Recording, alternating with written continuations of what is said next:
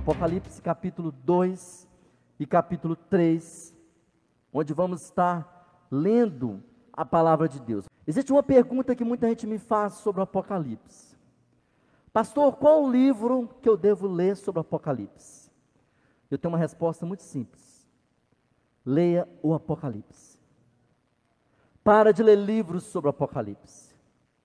E leia o Apocalipse. Porque tem gente escrevendo o que quer do Apocalipse, escreve outros Apocalipse para falar do Apocalipse. Mas se você ler o Apocalipse, por que você tem que ler o Apocalipse? Porque ele é uma revelação. Quem sou eu para dizer o que está para acontecer e revelado pelo Apocalipse? Quem vai revelar? O Espírito Santo. Então ele pode revelar algo para mim, pode revelar algo para você. Ele revelou para a igreja durante os séculos e vai revelar nesta geração para a igreja, para cada um de nós. Ele está revelando para você, então você tem que ler o Apocalipse. Então nesse estudo hoje, nosso propósito principal é ler. Você viu Apocalipse 1, 3, que bem-aventurado aquele que lê, aquele que ouve. Você é bem-aventurado. Então o que nós vamos fazer neste momento? Vou te ensinar a ler.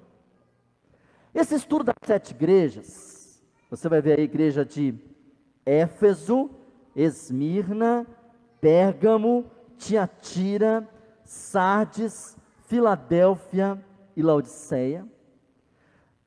Ele merece esmiuçar um por um. Só que hoje nós vamos fazer uma leitura geral, para você ter um panorama, uma visão geral do que são as 7 igrejas. E nós vamos ler, eu vou te ensinar como ler na Bíblia essa mensagem. Num outro momento, vamos examinar separadamente cada uma delas.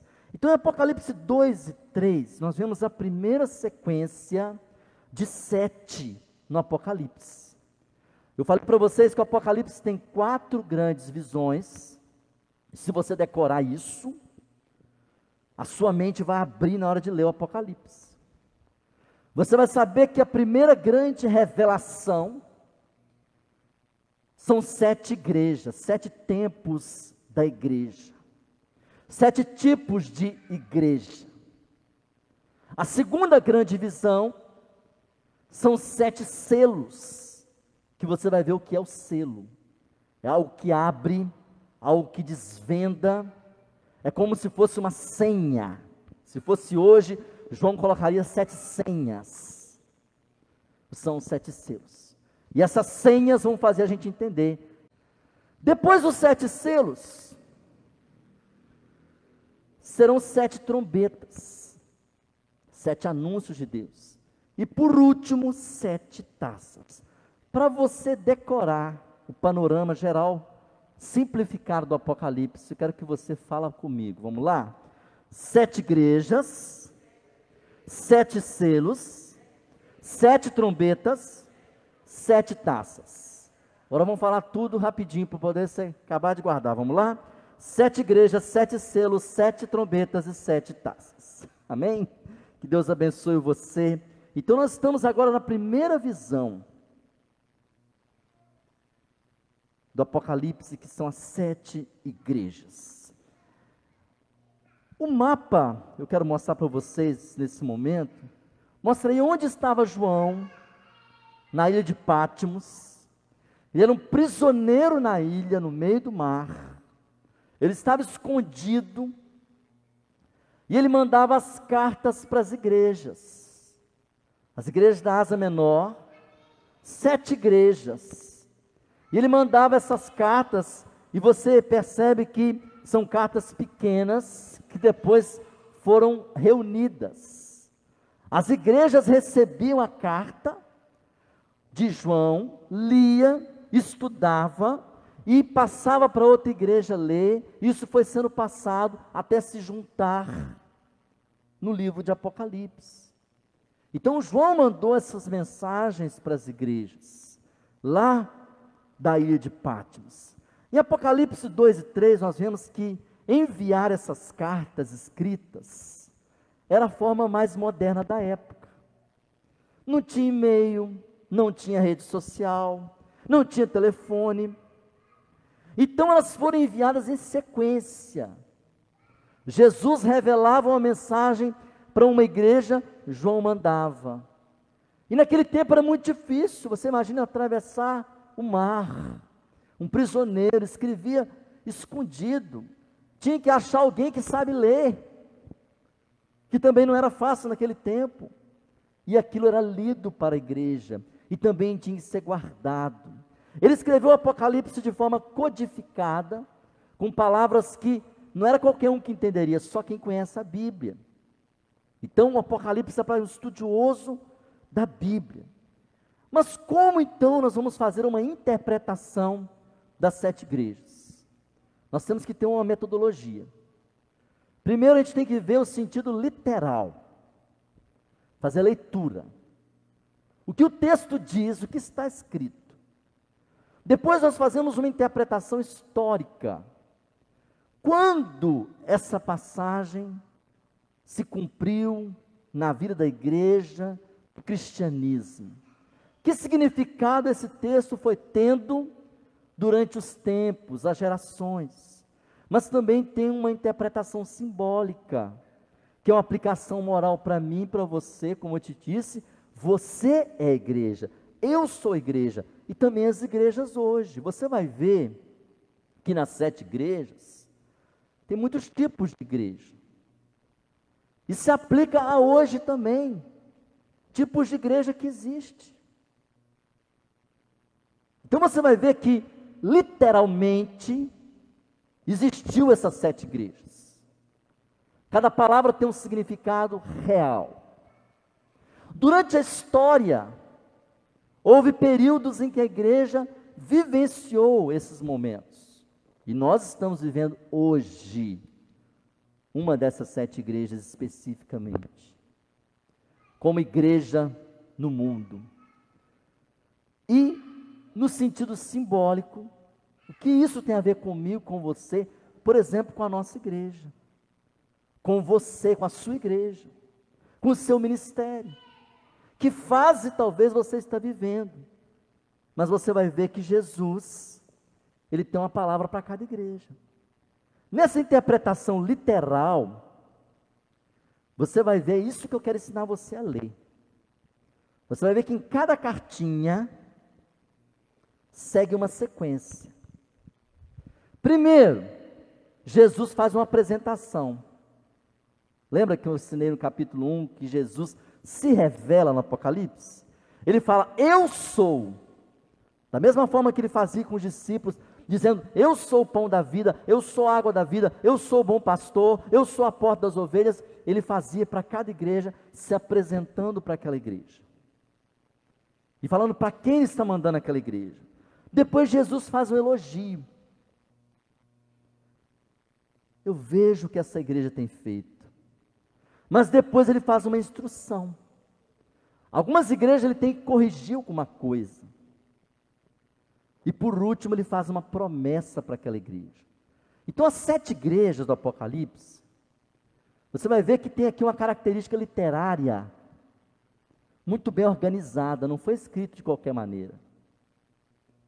Primeiro Jesus se apresenta, depois ele elogia, honra aquela igreja, depois ele faz uma instrução, corrige o que tem que corrigir, o que está faltando naquela igreja, depois ele deixa uma promessa para aquela igreja. Essa é a ordem literária do texto, de cada uma das 7 igrejas, e nós vamos ler, eu vou ensinar vocês a ler, olhando essas 4 características, apresentação, elogio, instrução e promessa. Mas nós vemos também algumas palavras-chave no texto de Apocalipse 2 e 3. Olha, gente, se você conseguir aprender isso, a sua vida na leitura da Bíblia vai mudar. Os escritos da Bíblia, quase todos os textos, o autor propositalmente usava palavras-chave. Hoje não tem as hashtags da internet, que a pessoa coloca, que é a palavra-chave do momento? Ô, gente, isso é velho. Na época da Bíblia já tinha. Eles colocavam palavras-chave que se repetem no texto. Quando você for ler qualquer texto da Bíblia, encontra qual a palavra-chave. Se você achou a palavra-chave, você tem a chave. Você vai entender aquele texto. Passa a estudar a Bíblia assim que você vai ver. Então você vai ver que todo trecho das cartas às 7 igrejas, você vai ver que tem essas palavras-chave. Primeiro, ao anjo da igreja. Por que João escreveu para o anjo e não para o pastor? Para não denunciar o pastor, que senão o imperador Domiciano mandava matar o pastor. Mas quando lia assim, a carta para o anjo, a carta para anjo. E a palavra anjo é sinônimo de mensageiro. Então Jesus falou assim, ao mensageiro da igreja. Então toda a cartinha começa com essa palavra-chave, ao anjo da igreja. Depois uma palavra-chave, isto diz aquele, ou assim diz aquele. Ele se apresentando. Olha quem está dizendo. Depois outra palavra-chave, conheço as tuas obras. É quando ele vai fazer o elogio. Conheço as suas obras. Todas as igrejas ele repete essa palavra-chave. Se você for marcar na sua Bíblia, você vai ver que isso vai repetir todas as vezes. Conheço as tuas obras. Depois, uma expressão que Jesus usava lá nos evangelhos. Quem tem ouvidos, ouça. Sabe o que é isso? Presta atenção. Escuta. O próprio Jesus, o mesmo Jesus que fazia isso lá nos evangelhos, agora faz no Apocalipse, mostrando que é a mesma pessoa. Até o vocabulário dele é o mesmo. E aí, uma última palavra-chave que ele usa em todas as cartas é ao vencedor. Ou ao que vencer, é uma promessa. Então você vai ver várias promessas para o vencedor. Então são palavras-chave que são usadas no texto. Mas nós também vamos fazer uma interpretação histórica. Eu vou falar aqui brevemente que cada uma dessas 7 igrejas teve um período da história, de 2000 anos de cristianismo, em que a igreja cristã teve essas características. Mas o que tem a ver essa questão de história, pastor? Não quero saber de história. Olha, você deveria saber. Porque a história da igreja é muito linda. Mas também tem muitas coisas, muitos exemplos tristes. E você vai ver que as 7 igrejas mostram o tempo da igreja. O período completo, perfeito de Deus. Quando terminar os 7 tempos da igreja na terra, aí continua a revelação, se abrem os 7 selos, se tocam as 7 trombetas, se derramam as 7 taças e Jesus volta. E você vai ter certeza comigo que nós já estamos na 7ª igreja. Então, durante a história, isso foi se cumprindo. O número 7 tem um sentido de perfeito. E por último, fazemos uma interpretação moral. As 7 igrejas trazem uma lição para cada um de nós e para os tipos de igreja que nós vemos no mundo hoje também. Que lição que eu posso tirar? Será que eu estou sendo uma igreja assim? Como é que eu estou sendo uma igreja? Como que a igreja tem sido? Isso aqui nós não podemos fazer para julgar não, tá gente? Cuidado, hein? Cuidado, porque julgamento é pecado. Tem gente que acha que é juiz, que pode julgar os outros. Ai de você se você julga o seu irmão. Nós podemos ensinar, julgar nunca. Nós temos que sempre orar ao Senhor pela vida da igreja. Então a mensagem às 7 igrejas, Apocalipse 2:1, olha o que diz aí um trecho de Apocalipse 2:1. Estas coisas diz aquele que conserva na mão direita as 7 estrelas e que anda no meio dos 7 candelabros de ouro. Aqui diz que Jesus vai dar um passeio nas igrejas. Apocalipse 2 começa assim. Eu vou andar no meio das igrejas.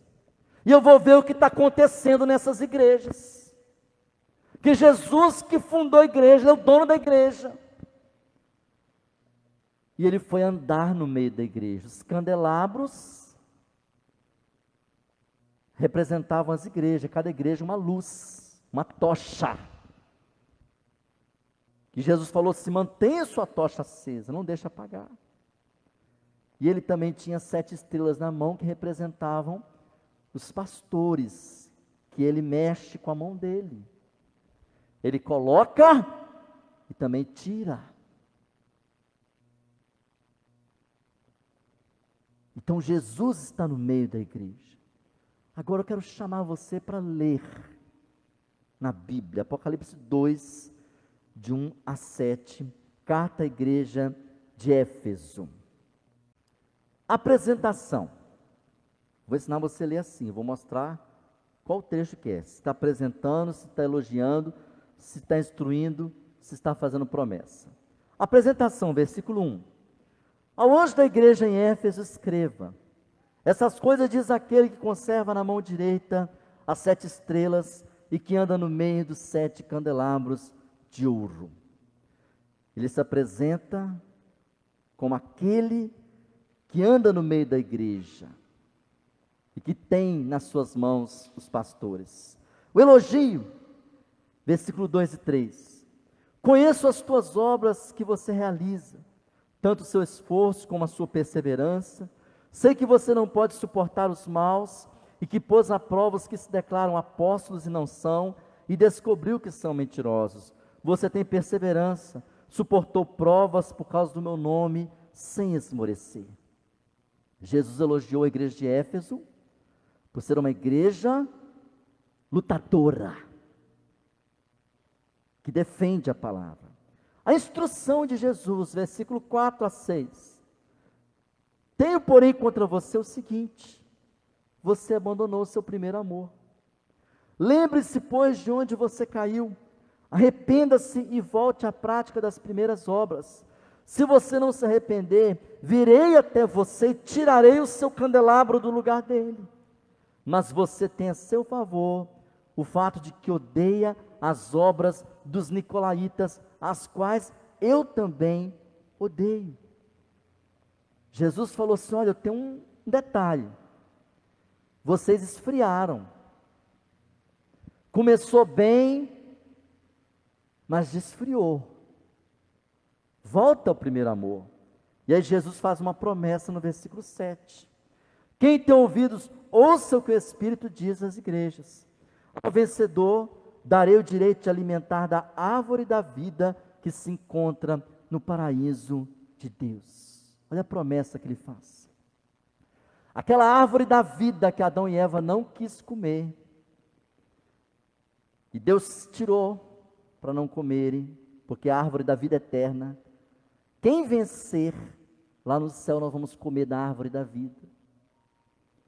Então olha só o que Deus diz à igreja de Éfeso. Você viu aí a apresentação de Jesus, o elogio, a instrução e a promessa. Éfeso significa desejável, é o nome dessa cidade. Lá tinha um grande templo para a deusa Diana, chamada Diana dos Efésios. E lá tinha um grupo chamado Nicolaitas, que criaram um sacerdócio dentro da igreja, uma hierarquia sacerdotal, criando escalões. Eu sou líder, eu sou isso, eu sou aquilo, eu sou maior do que você. E Jesus não gostou disso. Porque na igreja primitiva que Jesus criou não tinha isso. Todos eram iguais. Todos eram irmãos. E os nicolaítas começaram a criar cargos de poder dentro da igreja. E começou aí isso que muita igreja não consegue ir para frente por isso. Porque muitas pessoas viram donos de ministério, donos de cargo de igreja. E Jesus falou assim: eu odeio isso. E começaram a criar esse tipo de hierarquia dentro das igrejas. Mas a igreja de Éfeso não gostava disso. Jesus falou assim: parabéns para vocês, que vocês estão lutando contra a hierarquização da igreja.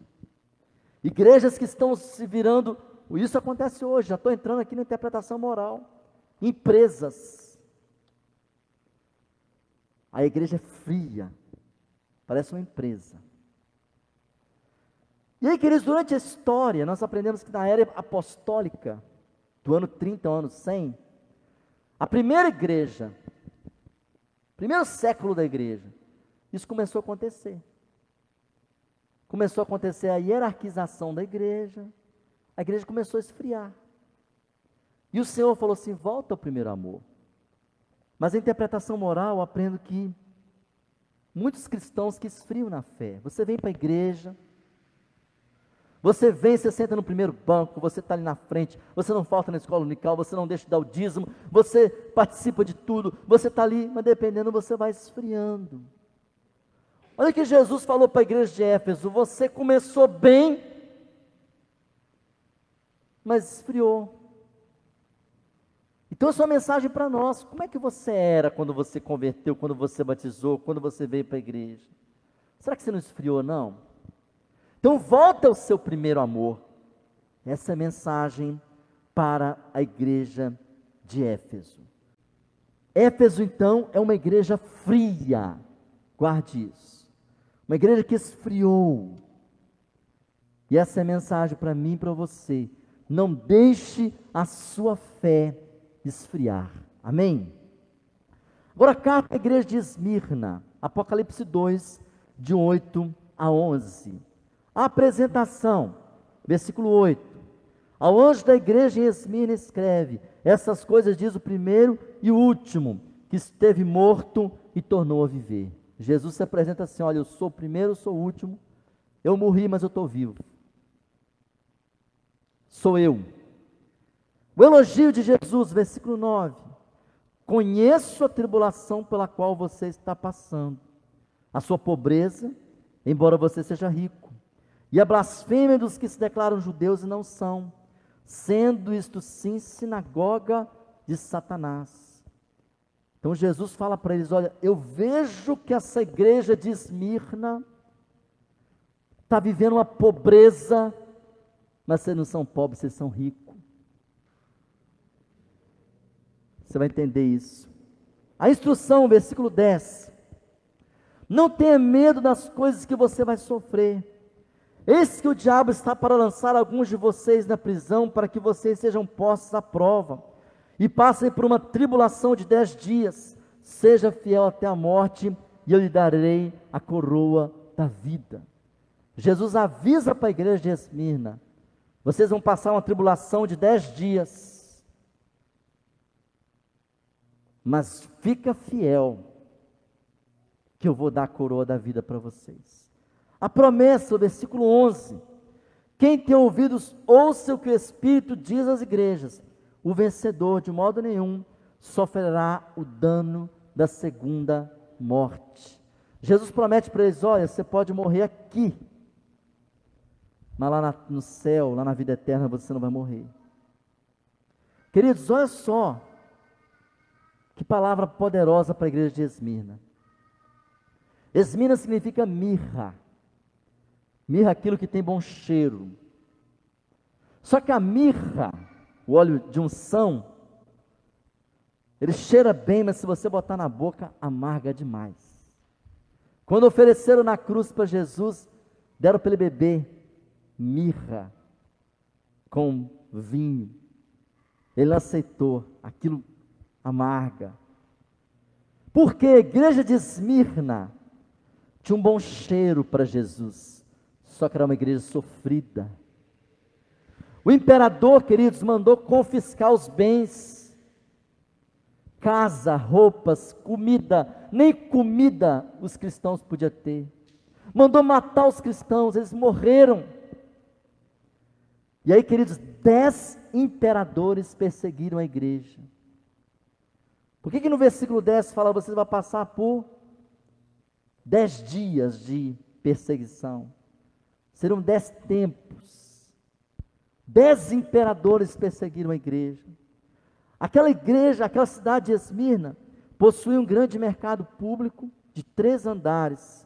E o pastor dela chamava-se Policarpo, conhecido como Policarpo de Esmirna. Anota aí. Pesquisa depois, em um outro momento, eu posso contar a história desse homem. Mas você pode pesquisar Policarpo. você vai ver uma história mais linda de um homem de Deus que já teve nessa terra. Foi o pastor da igreja de Esmirna, foi morto pela fé. Na interpretação histórica, que nós aprendemos? A igreja é perseguida. Do ano 100 até o ano 312, a igreja foi massacrada. Os cristãos tiveram seus bens confiscados. Sabe como é que era? Não é que nem hoje que você vem para a igreja e muitas igrejas pregam que você vai ficar rico, não. Sabe como é que era? Você aceitava Jesus, acabou, não tem nem casa para morar mais. Não podia nem voltar para casa, porque já não tinha casa mais. Aceitou Jesus aqui, passou molhado na rua porque foi batizado. Adeus. Eles tomavam tudo que a pessoa tinha, ainda matava a pessoa. Mas sabe como é que o pessoal de Esmirna era? Eles guardavam a promessa de Jesus no versículo 11. Viram o pastor deles morrer, o Policarpo, e falaram assim: eu vou morrer aqui, mas eu vou viver lá no céu. Jesus falou assim: olha, eu vou morrer a primeira morte. O que é a primeira morte? Física, mas não vou morrer a segunda morte, que é a morte espiritual. Vou morrer uma vez só. Então eles acreditavam na vida após a morte, na vida eterna, na ressurreição. Não tem problema em me matar. Então a igreja é perseguida, e hoje, queridos, existe a perseguição contra a igreja. Sabe como que o diabo está perseguindo a igreja? Tem lugares que é proibido ser cristão. Eles matam os cristãos hoje. Mas o diabo hoje está matando muitas igrejas por dentro. Essa semana aconteceu a morte de um casal de pastores aqui no estado. O próprio filho que matou. O diabo está entrando dentro das igrejas e matando as igrejas. Está havendo perseguição interna. E a igreja tem passado por perseguições. A perseguição ideológica. Você tem muita coisa que você não pode falar mais se você é perseguido porque você falou alguma coisa que as pessoas acham que você está ofendendo alguém. Então a igreja tem sido perseguida. Mas aqui nós ainda temos liberdade. Existem lugares que é proibido pregar o evangelho. Então representa essa igreja perseguida, a igreja de Esmirna. Apocalipse 2, de 12 a 17, a igreja de Pérgamo. Vamos ler. Apresentação, versículo 12. Ao anjo da igreja em Pérgamo escreve estas coisas, diz aquele que tem a espada afiada de 2 gumes. Jesus se apresenta como aquele que tem a espada da palavra. O elogio: conheço o lugar onde você mora, que é o lugar onde está o trono de Satanás. Sei que você conserva o meu nome e não negou a fé que tem em mim, mesmo nos dias de Antipas, a minha testemunha, meu fiel, que foi morto na cidade de vocês, aí onde Satanás habita. Olha que Jesus fala para Pérgamo: conheço as suas obras. Essa igreja mora no lugar onde Satanás habita, porque ela tinha um grande templo de idolatria. E pegaram o pastor da igreja, o Antipas, que Jesus chama de minha fiel testemunha, e botaram ele dentro de um bezerro de latão, e cozinharam o pastor em praça pública. Ele morreu cozido. E a igreja de Pérgamo, o Senhor fala para eles: vocês estão no lugar onde o diabo é adorado, mesmo assim vocês estão fiéis a mim. Ele elogia a igreja. A instrução de Jesus, versículo 14, versículo 16. Tenho, porém, contra você algumas coisas. Estão aí no meio de vocês os que sustentam a doutrina de Balaão, a qual ensinava a armar ciladas contra os filhos de Israel, para que comessem coisas sacrificadas aos ídolos e praticassem a prostituição. Além disso, estão também aí no meio de vocês que seguem a doutrina dos nicolaítas. Portanto, arrepende-se, senão irei até aí sem demora e lutarei contra eles com a espada da minha boca. No versículo 1, Jesus falou que ele era aquele que tem espada na boca. E aqui depois ele fala, olha a igreja de Pérgamo. Vocês têm aí uma igreja abençoada. Vocês estão no lugar onde o diabo é adorado e vocês estão continuando me adorando. Amém, glória a Deus por isso. Só que no meio da igreja está infiltrando algumas pessoas. Aqueles que seguem a doutrina de Balaão. O que é o Balaão? Balaão, ele foi um falso profeta que entrou no meio do povo de Deus e começou a fazer falsas profecias e trazer o quê? Libertinagem. Começou a infiltrar o pecado, induzir o povo ao pecado. Tem nada a ver, pode isso, não tem problema. Começou a ficar liberal. E os nicolaítas são aqueles que o pessoal de Éfeso não aceitou, aqueles que criaram cargos dentro da igreja, onde um mandava no outro. E Jesus falou assim, igreja não é lugar para isso. Então a igreja de Pérgamo, o Senhor faz a instrução, olha, eu vou lutar contra vocês com a espada da minha boca. Olha só, Jesus falou que ia lutar contra aquela igreja. Porque tem pessoas entrando na igreja querendo trazer o pecado para dentro da igreja. E a promessa de Jesus, olha o versículo 17, quem tem ouvidos, ouça o que o Espírito diz às igrejas.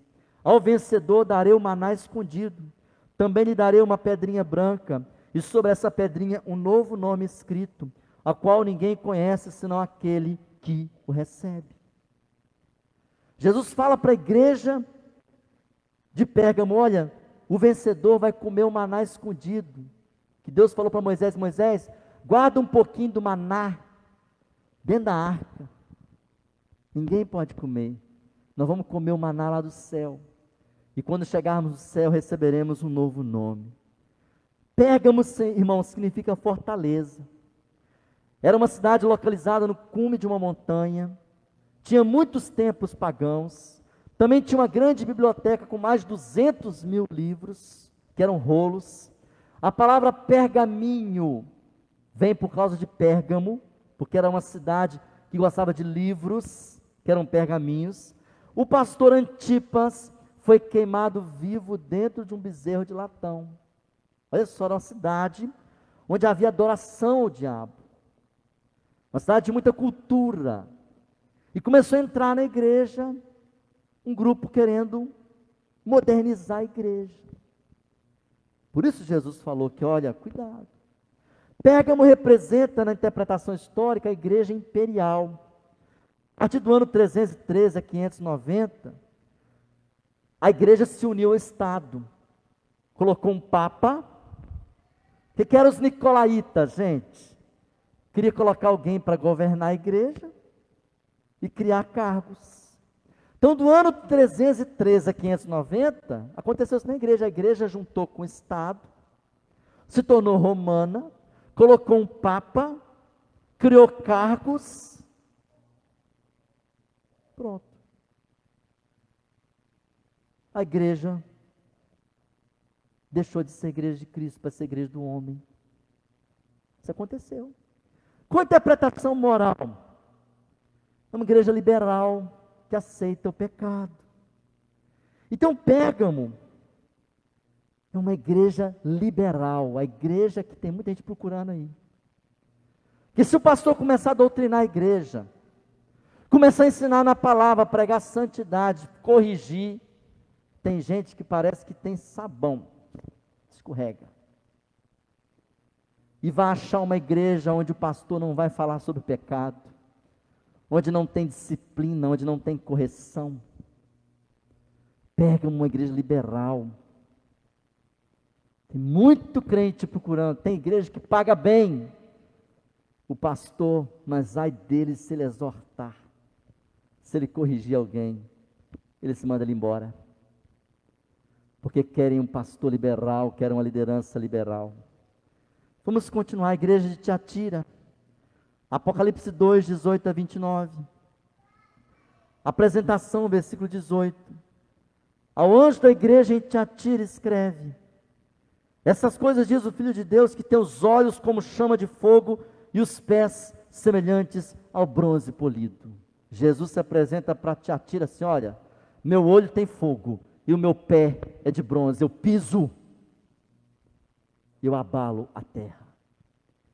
O elogio, versículo 19: conheço as obras que você realiza, o seu amor, a sua fé, o seu serviço, a sua perseverança e as suas últimas obras, que são mais numerosas do que as primeiras. Tiatira é diferente de Éfeso. Éfeso começou fazendo muita coisa e foi parando, foi esfriando. Lá em Tiatira, a igreja começou pequenininha e foi crescendo. Só que começou a ter problema. Olha a instrução de Jesus, versículo 20 ao 24. Tenho, porém, contra você o fato de você tolerar essa mulher Jezabel, que se declara profetiza. Não somente ensine, mas ainda seduza os meus servos a praticar a prostituição e a comer coisas sacrificadas aos ídolos. Dê-lhe tempo para que se arrependesse, porém ela não quer se arrepender da sua imoralidade. Eis que farei com que fique acamada e trarei grande tribulação se com ela adulteraram, caso não se arrependam das suas obras que ela incita. Matarei os seus filhos, e todas as igrejas saberão que eu sou aquele que sonda as mentes e os corações, e retribuirei a cada um de vocês segundo as suas obras. Digo, porém, aos demais de Tiatira, a todos aqueles que não seguem essa doutrina, e que não conheceram, como eles dizem, as coisas profundas de Satanás, não porei outra carga sobre vocês. Aquela igreja de Tiatira, como eu falei, era uma igreja trabalhadora.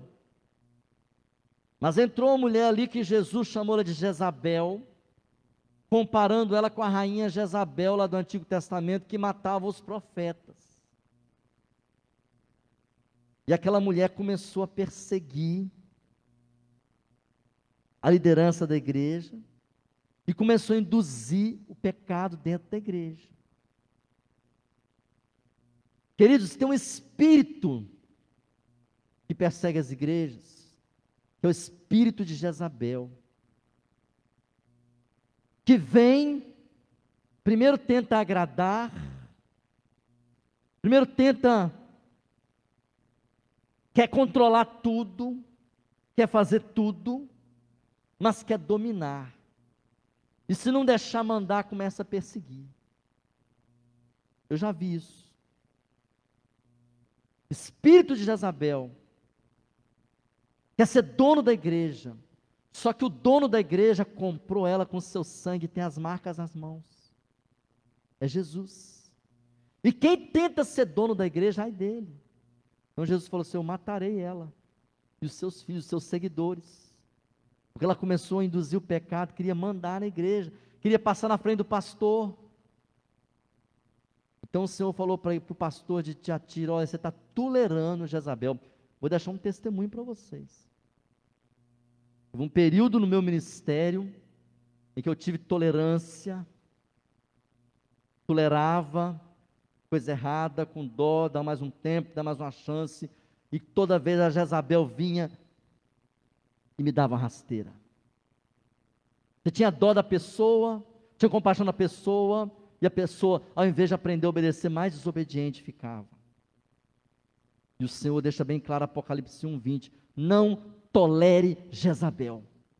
Começou com rebeldia, com conversa fiada, querendo mandar, querendo se intrometer onde não deve, corta de uma vez, porque isso vai crescer e vai matar a igreja. Tem muita igreja que não vai para frente, pode ter o melhor pastor, melhor pregador, melhor estrutura, melhor tudo, que tem uma Jezabel dentro da igreja, dominando, atrapalhando, conversa fiada, fofoca, pecado.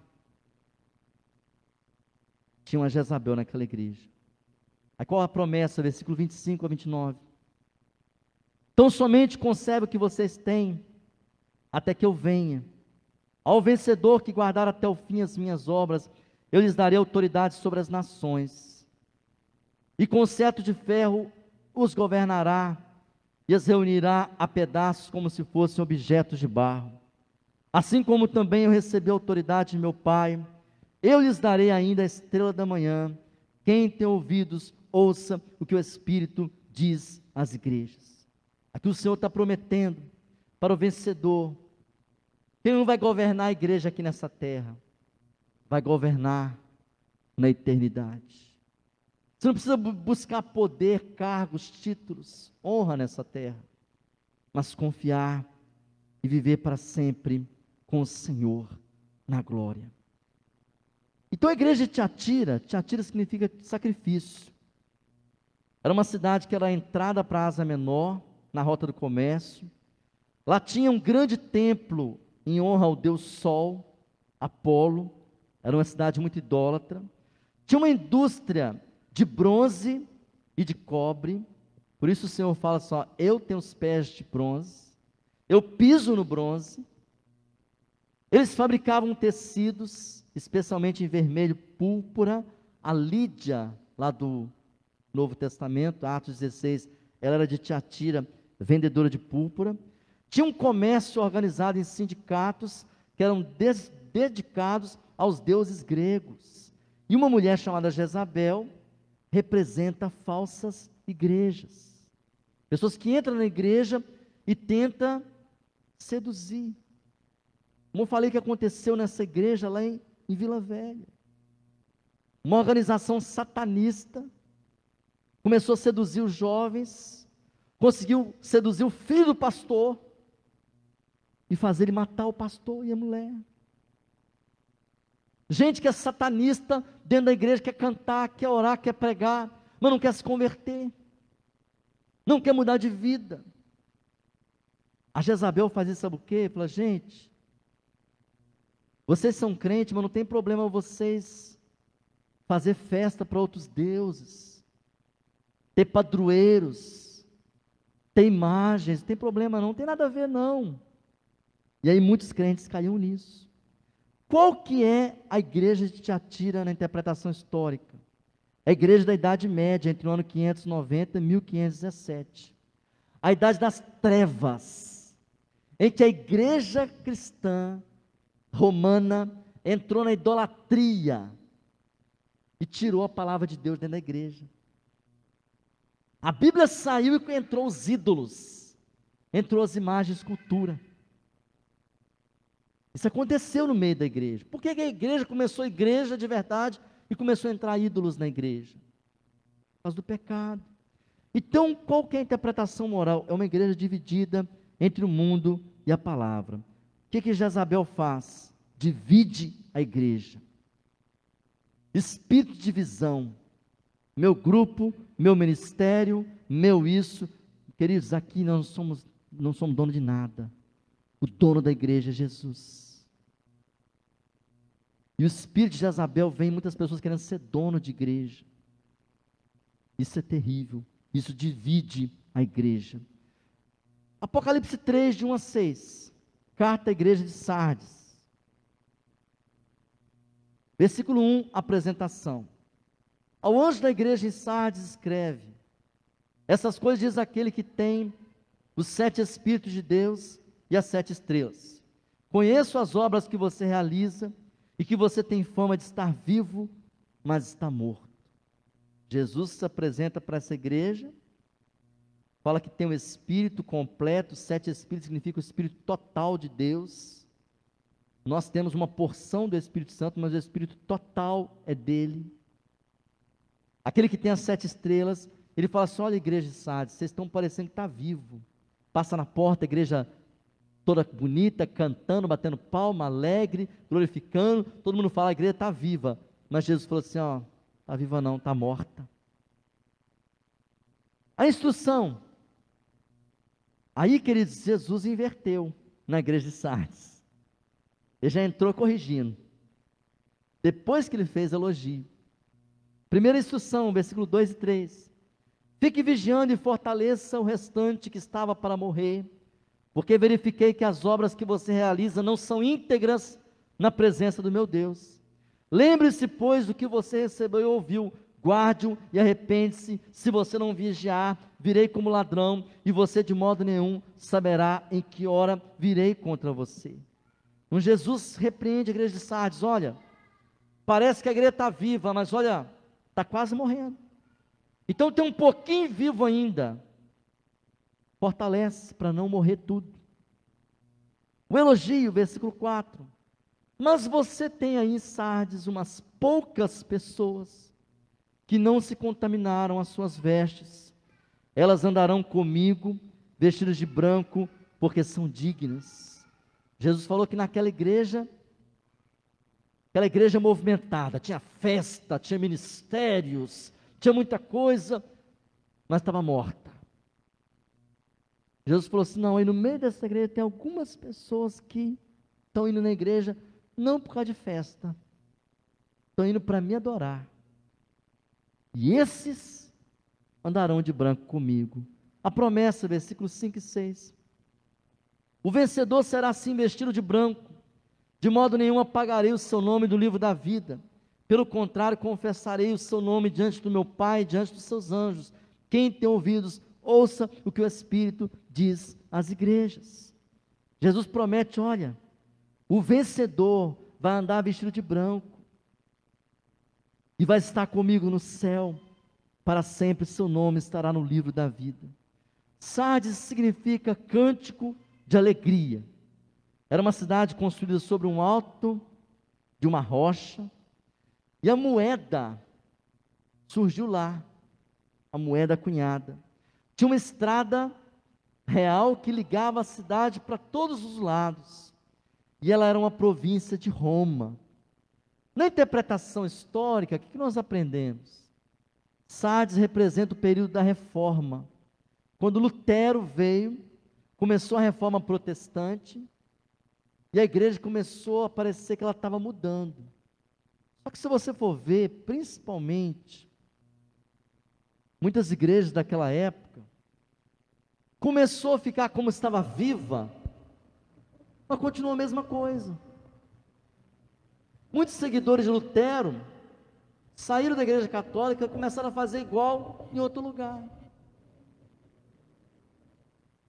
E a igreja não renovou.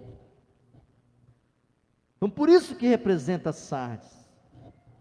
A igreja da Reforma Protestante saiu de Roma, mas continuou sendo uma igreja ritualística, tradicionalista, do mesmo jeito, precisava de ser renovada.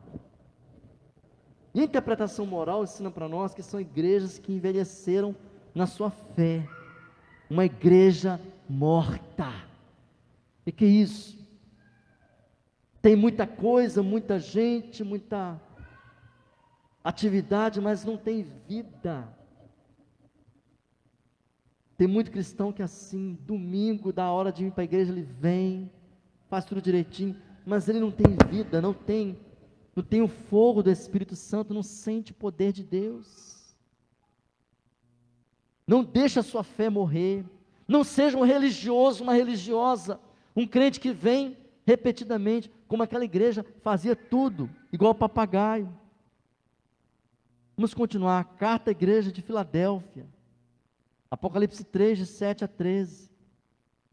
Ao anjo da igreja em Filadélfia escreva: essas coisas diz o santo, verdadeiro, aquele que tem a chave de Davi, que abre e ninguém fechará, e que fecha e ninguém abrirá. Ele fala que ele tem essa chave real de Davi. O elogio do versículo 8 ao 10. Conheço as obras que você realiza. Eis que tenho posto diante de você uma porta aberta, a qual ninguém pode fechar. Sei que você tem pouca força, mas guardou a minha palavra, não negou meu nome.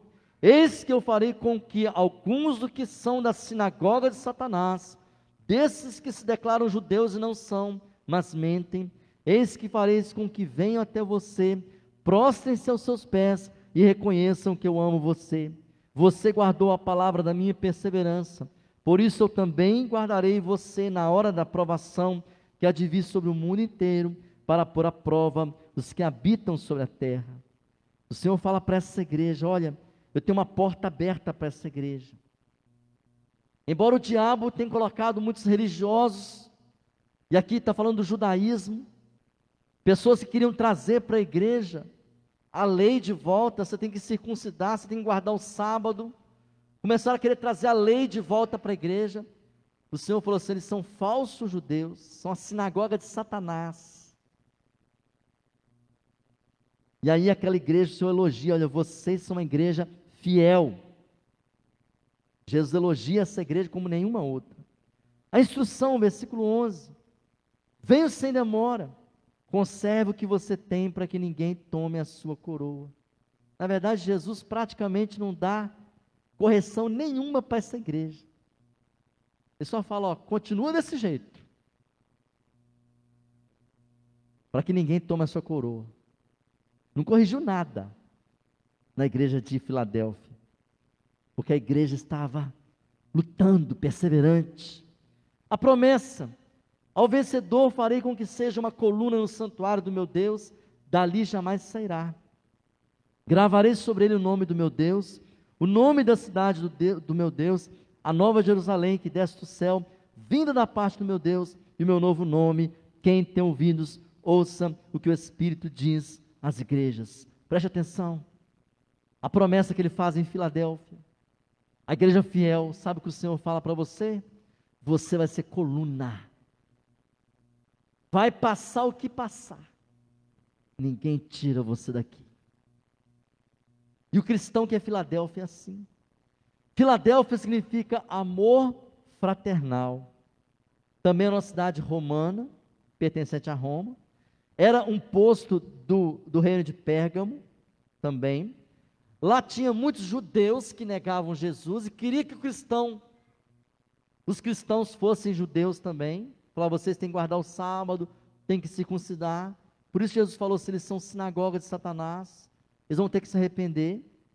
E aí, queridos, quando fala de porta aberta, Jesus fala para a igreja, olha, eu tenho porta aberta, eu tenho uma chave, eu tenho uma porta para essa igreja, é evangelização. A igreja de Filadélfia, por que ela foi elogiada e não foi criticada? Todas as igrejas Jesus criticou, corrigiu, porque Filadélfia evangelizava. Não era uma igreja que fazia tudo para eles. Tem muitas vezes a igreja, queridos, nós pensamos isso. A gente faz um culto só para nós, só para crente, tudo para crente, festa para nós, e não fazemos para quem está lá fora. Então Jesus elogiou essa igreja. Qual é a interpretação histórica? É a era das missões. Do ano 1750 ao ano 1900, a igreja começou a evangelizar o mundo, enviar missionários pelo mundo. O próprio John Wesley, vários avivalistas, começaram a mandar pessoas para pregar o evangelho no mundo todo. Isso representa o tempo da igreja do avivamento. Foi nesse período que aconteceu o avivamento, vários avivamentos da história. A igreja passou a ter a vida que ela não tinha antes no tempo da reforma. A igreja renovou. E a interpretação moral que Filadélfia representa cristãos comprometidos com a missão. Filadélfia é uma igreja missionária, uma igreja que ama, uma igreja que tem amor. Filadélfia significa amor fraternal. Por isso que Jesus não repreendeu Filadélfia, porque aquela igreja tinha amor. A última igreja, Laodiceia, Apocalipse 3, 14 a 22. Apresentação ao anjo da igreja Laodiceia escreve: essas coisas diz o Amém, a testemunha fiel e verdadeira, o princípio da criação de Deus. Elogio não tem. Pula. Versículo 15 ao versículo 19, instrução. Conheço as obras que você realiza, que você não é frio nem quente, quem dera você fosse frio ou quente. Assim, porque você é morno, não é nem quente nem frio, estou a ponto de vomitá-lo da minha boca. Você diz, sou rico, estou bem de vida e não preciso de nada, mas você não sabe que é infeliz, sim, miserável, pobre, cego e nu. Aconselho que você compre de mim ouro refinado pelo fogo, para que você seja de fato rico. Compre vestes brancas para se vestir, a fim de que a vergonha da sua nudez não fique evidente, e colírio para ungir os seus olhos, a fim de que você possa ver. Eu repreendo e disciplino aqueles que amo, portanto, seja zeloso, arrependa-se. Jesus chama a atenção na igreja de Laodiceia, que era uma igreja morna. Naquela cidade, queridos, Eles tinham um problema com a água. A água que chegava lá era morna. As pessoas se sentiam mal. E Jesus falou para eles: olha, do mesmo jeito que vocês bebem água morna, eu também estou com nojo dessa igreja. A igreja não é quente e nem é fria. Naquela cidade eles gostavam muito de roupa bonita. Jesus falou assim: olha, vocês estão nus. Naquela cidade eles gostavam de ouro. Jesus falou assim: vocês são pobres. O ouro de vocês não é nada. Naquela cidade eles faziam colírio. Tinha uma escola de medicina. Jesus falou assim: vocês estão cegos. E a promessa de Jesus: eis que estou à porta e bato. Se alguém ouvir a minha voz e abrir a porta, entrarei em sua casa, cearei com ele, ele comigo. Ao vencedor, darei o direito de sentar-se comigo no meu trono, assim como também eu venci e sentei com meu Pai no seu trono. Quem tem ouvidos, ouça o que o Espírito diz às igrejas. Laodiceia significa justiça do povo.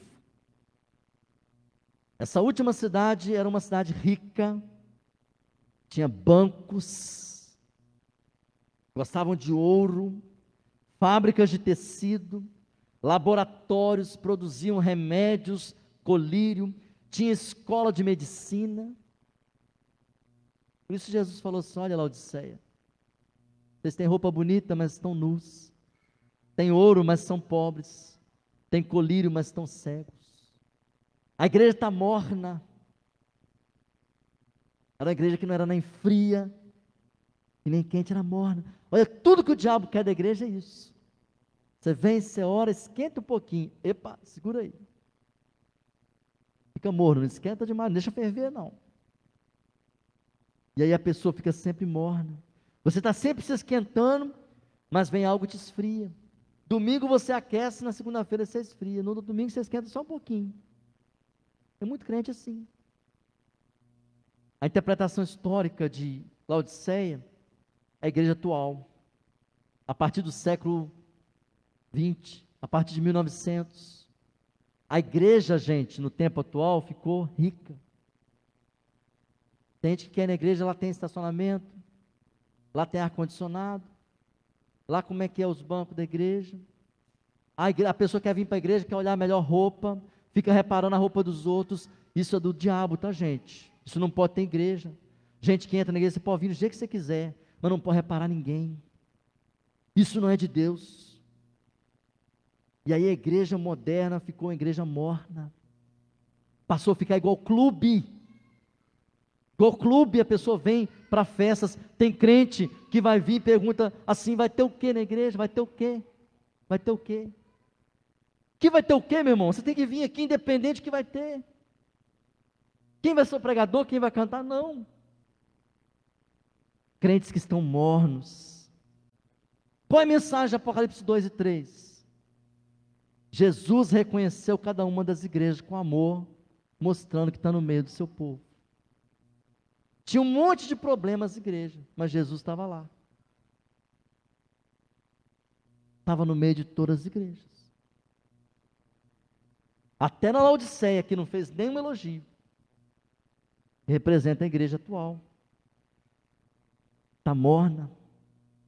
E aí, quais foram as 7 eras da igreja? Eu quero que você memorize isso brevemente. A interpretação histórica. Éfeso representa o começo da igreja, a igreja apostólica, do ano 30 ao ano 100. Que a igreja começou a esfriar. Perdeu o primeiro amor. Esmirna representa a igreja perseguida, do ano 100 ao ano 313, o período da perseguição da igreja. Pérgamo representa a igreja imperial, quando a igreja se tornou romana. A igreja casou com o Estado, do ano 313 a 590. Tiatira representa a igreja papal, da Idade Média, do ano 590 a 1517. O período que a Bíblia foi tirada da igreja. Trevas. E os ídolos entraram na igreja. A idolatria entrou na igreja. Sardes representa a igreja da reforma. A igreja reformou, mas não renovou. Fez uma reforma aparente. Filadélfia representa a igreja missionária, amorosa, do ano 1730, 1900. Laodiceia representa a igreja moderna. A igreja está moderna. Mas só está faltando uma coisa. Estou falando de maneira geral. Está faltando um avivamento verdadeiro. E quando eu começar a pregar santidade, começar a pregar contra pecado, que isso não tem sido pregado em muitas igrejas, muitas coisas vão mudar. Termino falando as lições das 7 igrejas. Interpretação moral. Éfeso, a igreja que precisa voltar ao primeiro amor. Esmirna, a igreja que precisa suportar tribulações, quando nós somos perseguidos. E eu peço a Deus que a igreja seja perseguida. Porque quando a igreja é perseguida, ninguém pode apagar ela. Ela se purifica, ela busca. E ai de quem persegue a igreja. Mas quando a igreja fica relaxada, muitas pessoas ficam acomodadas. Talvez você não esteja entendendo o que eu estou falando. Mas essa folga toda que nós estamos tendo, Jesus vai peneirar a igreja antes de voltar. Pérgamo representa aquele que precisa perseverar na fé. Tiatira, aquele que precisa fugir do pecado. Sardes, aquele que precisa buscar um verdadeiro avivamento. Filadélfia, uma igreja que serve ao próximo com amor. E Laodiceia, que nós não podemos ser morno. Nós temos que ser quente. O que tipo de igreja você tem sido? Que tipo de igreja nós temos sido? Você é a igreja. Feche seus olhos em nome de Jesus. Pai querido, nós pedimos a Ti, revela a Tua verdade, a Tua palavra para cada um de nós. Nós possamos entender essa mensagem, onde o Senhor faz o elogio, onde o Senhor instrui, onde o Senhor corrige, onde o Senhor cuida da igreja, mas onde o Senhor fala qual é a Tua vontade, o Teu querer para cada um de nós. Eu abençoo, Senhor, o Teu povo, eu abençoo para amar a Tua igreja, que nós sejamos a verdadeira igreja de Cristo, em nome do Senhor Jesus. Amém e amém.